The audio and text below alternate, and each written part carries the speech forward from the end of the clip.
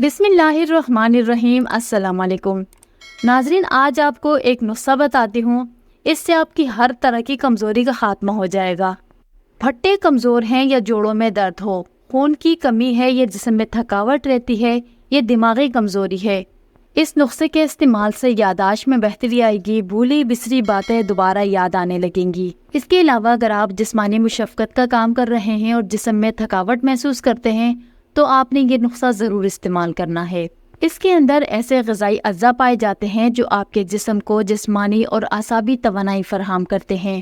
آج کا نسخہ قدرتی اور آزمودہ نسخہ ہے، یہ آپ کے صحت کے کئی مسائل کو ختم کر دے گا، لہٰذا صحت کے لیے انتہائی فائدہ مند ثابت ہو سکتا ہے۔ آج کا نسخہ آپ کو بتاتی ہوں، اس کے اجزاء آپ نوٹ کر لیں۔ اس کے لیے آپ نے روزانہ رات کو 8 دانے بادام کے لینے ہیں اور 21 دانے کشمش اور 2 دانے انجیر کے لینے ہیں۔ ان تینوں چیزوں کو رات بھر ایک گلاس پانی میں بھگو کر رکھ دینا ہے اور صبح اٹھ کر نہار منہ یہ پانی پی لینا ہے اور ان کو چبا چبا کر کھا لینا ہے۔ صرف شوگر کے مریض اس کا پانی نہ پیے، صرف ڈرائی فروٹس کھا لیں۔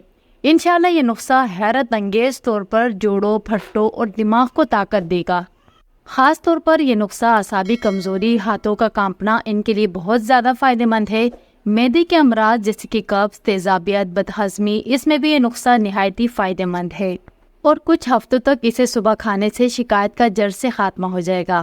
تو یہ تھی میری آج کی ویڈیو، امید کرتی ہوں ویڈیو آپ کو اچھی لگی۔ ویڈیو اچھی لگی ہو تو ویڈیو کو لائک اور چینل کو سبسکرائب ضرور کریں۔